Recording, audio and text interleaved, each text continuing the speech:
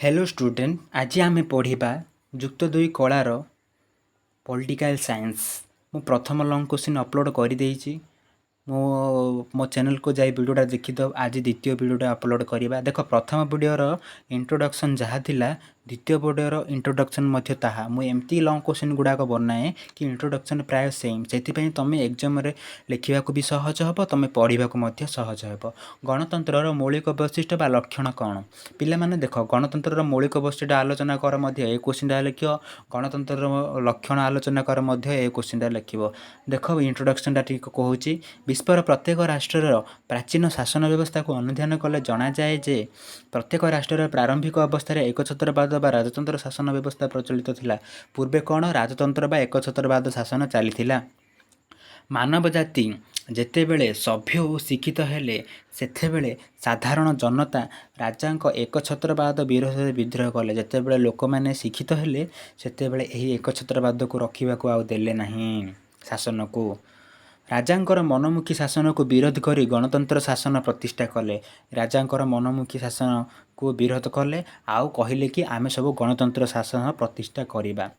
साधारणतः लोकमानक द्वारा प्रचलित शासन व्यवस्था को गणतंत्र शासन कहुए। प्रथम इंट्रोडक्शन रे मध्य मु कहिछि यार पॉलिटिकल रो फास्ट लॉन्ग क्वेश्चन मु अपलोड करछि देखिदेव। एही लॉन्ग क्वेश्चन ही गणतंत्र बा डेमोक्रेसी शब्दटी ग्रीक शब्द डेमोस और क्राटस शब्द आनीत, जार अर्थ होछि लोक और शासन।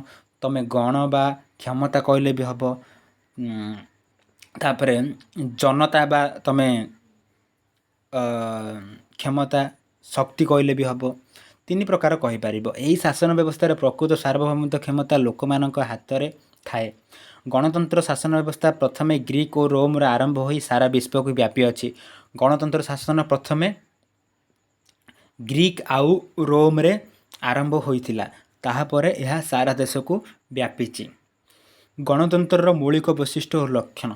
गणतंत्र अर्थ संज्ञा प्रकृति को आलोचना कलापर यार निम्नलिखित मौलिक लक्षण बा वैशिष्ट्य परिलिखित हुए।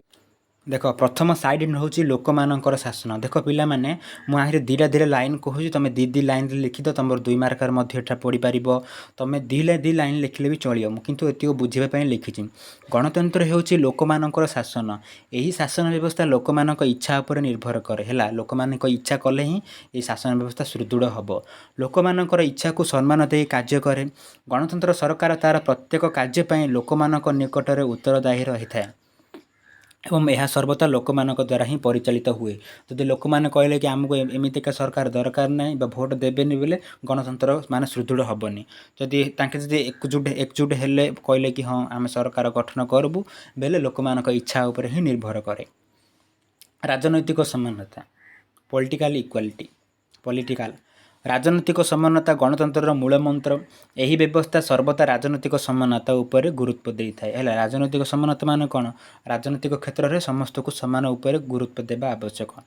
जाति धर्म वर्ण निर्विशेष समस्ते समान राजनैतिक अधिकार पाई था। तो तुम जाच तार उदाहरण हूँ गोटे लोक गोटे भोट राजनैतिक समानतार उदाहरण। राजनैतिक समानता यदि प्रतिष्ठा हम तार राष्ट्र मध्य अर्थनैतिक और सामाजिक समानता प्रतिष्ठा हो पार। यहाँ तुम जाच। संख्यागरिष्ठ शासन। संख्यागरिष्ठ मैंने जानचु ना मैंने राजनैतिक गणतंत्र शासन व्यवस्था जार संख्या अधिक हम से ही जीतब। गणतंत्र हूँ संख्यार खेल। एठारे समस्त नीति और निष्पत्ति संख्यागरिष्ठता भित्ति ग्रहण करा जाय थाए। व्यवस्थापिकार आईन तैयारी हेला बेले मध्य संख्यागरिष्ठता मत को गुरुत्व दि जाए। एठारे प्रत्येक क्षेत्र में संख्यागरिष्ठ देख व्यवस्थापिका और विधानमंडल में आईन कौन तैयारी बेले संख्यागरिष्ठता भित्ति ही ग्रहण करा जाए। व्यक्ति स्वाधीनता बा अधिकार। व्यक्ति स्वाधीनता हूँ मेन। नागरिक को स्वाधीनता देले सबकि संभव हो पार। गणतंत्र शासन व्यवस्था व्यक्तिर स्वाधीनता और अधिकार उपर यथेष्ट गुरुत्व दि जाए, कारण व्यक्ति स्वाधीनता गणतंत्र मूल मंत्र अटे है। तुम जब व्यक्ति को स्वाधीनता दब फ्रीडम दब बोले सबकि संभव हो पार। तेणु प्रत्येक राष्ट्र तार नागरिक मानक सांविधानिक उपाय आईन माध्यम विभिन्न प्रकार अधिकार प्रदान करते। नागरिक मैंने आमर अधिकार आईन विषय जानिले गणतंत्र सुदृढ़ हो पार।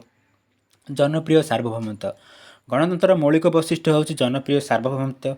एठारे सर्वोच्च क्षमता जनसाधारण हाथ में न्यस्त थाए। सरकार समस्त नीति और निष्पत्ति को लोक मान प्रतिनिधि द्वारा स्थिर करा जाय थाए। विशिष्ट फरासी दार्शनिक ऋषियों मतरे जनसाधारण मत ही ईश्वर मत सह सामान। एटा 1 मार्क पचार। ଆଇନର ଶାସନ ଆଇନର ଶାସନ ମାନେ ଆଇନ ଆଖିରେ ଦେଖ ତୁମେ ଆଇନର ଶାସନ ମାନେ ଏମିତି ତୁମେ କ'ଣ ଭାବିଦିଅ କି ଏଇଟା ବଡ଼ ମାନେ ବଡ଼ ଏମିତି କଷ୍ଟ ବୋଲି ଦେଖ ଆଇନର ଶାସନ ତୁମେ ୱାର୍ଡ଼ର ହିଁ ଜାଣି ଦେଉଛ କିଛି ନ ଆସିଲା ଆଇନ ଆଗରେ ସମସ୍ତେ ସମାନ ହେବା ଆବଶ୍ୟକ ଆଇନ ସମସ୍ତଙ୍କୁ ସମାନ ମାନେ ସୁବିଧା ସୁଯୋଗ ଦେଇଥାଏ ଏମିତି ସବୁ 2-3 ଲାଇନ୍ ଲେଖିଦେଲେ ତ ତୁମର ହେଇଗଲା ଆଉ ଆଇନର ଶାସନ ଗଣତନ୍ତ୍ର ଶାସନରେ ବେଆଇନର ସ୍ଥାନ ନାହିଁ ଏଠାରେ ଶାସନ କାର୍ଯ୍ୟ ଆଇନ ଅନୁସାରେ ଚାଲେ ଶାସକ ନିଜ ଇଚ୍ଛା ଅନୁସାରେ ଶାସନ କାର୍ଯ୍ୟ ପରିଚାଳନା କରିପାରିବେ ନାହିଁ ଆଇନ ବିରୋଧରେ ଯାଇପାରିବେ ନାହିଁ ଅର୍ଥାତ୍ ଗଣତନ୍ତ୍ରର ଶାସନ ହେଉଛି ଆଇନର ଶାସନ ହେଲା ଆଇନର ଯଦି ଠିକ୍ ଥିବ ହେଲେ ଗଣତନ୍ତ୍ର ବି ସୁଦୃଢ଼ ହୋଇପାରିବ ଅର୍ଥନୈତିକ ସମାନତା ମାନେ ସମସ୍ତଙ୍କୁ ସମାନର ଅର୍ଥ ଦେବା ଆବଶ୍ୟକ ଦେଖ ଭାରତ ଗୋଟେ ଏମିତିକା ଦେଶ ଯାହା ପାଖରେ ପଇସା ଥିବ ପୁରା ପ୍ରବଳ ପଇସା ଥିବ ଆଉ ଯିଏ ଗରିବ ଥିବ ତାକୁ ଖାଇବାକୁ ମିଳୁନି ସେଥିପାଇଁ ଅର୍ଥନୈତିକ ସମାନତା ରହିଲେ ଗଣତନ୍ତ୍ର ସୁଦୃଢ଼ ହୋଇପାରିବ ଗଣତନ୍ତ୍ରର ସାଧାରଣତଃ ଅର୍ଥନୈତିକ ସମାନତା ଉପରେ ଗୁରୁତ୍ୱ ଦେଇଥାଏ ସରକାର ବିଭିନ୍ନ ସାମ୍ବିଧାନିକ ଉପାୟରେ ନାଗରିକମାନଙ୍କ ବିଭିନ୍ନ କାର୍ଯ୍ୟପନ୍ଥା ଯୋଗାଇ ଦେଇଥାନ୍ତି ଦେଖ ନିଯୁକ୍ତି ଦେଇଥାନ୍ତି ସ୍କଲାରସିପ୍ ଦେଇଥାନ୍ତି ପିଲାମାନେ ପଢ଼ିବା ପାଇଁ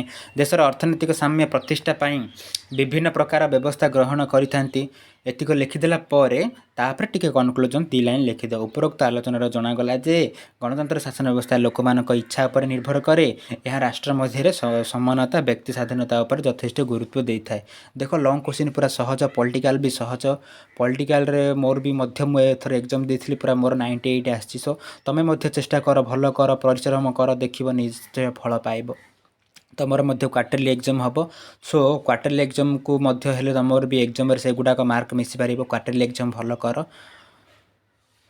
ସବସ୍କ୍ରାଇବ୍ ବଟନ୍କୁ ଦବାଇ ଅଲ୍କୁ ପ୍ରେସ୍ କରନ୍ତୁ ଯାହାଦ୍ୱାରା କି ସର୍ବପ୍ରଥମେ ନୋଟିଫିକେସନ୍ ପାଇପାରିବେ ଆଉ ଲାଇକ୍ ସବସ୍କ୍ରାଇବ୍ କମେଣ୍ଟ ମଧ୍ୟ କରନ୍ତୁ ଆପଣଙ୍କୁ ଯେଉଁ ପ୍ରକାର ଭିଡ଼ିଓ ଦରକାର ମୁଁ ସେହି ପ୍ରକାର ଭିଡ଼ିଓ ଆଭେଲେବଲ୍ କରିବି ଥ୍ୟାଙ୍କ ୟୁ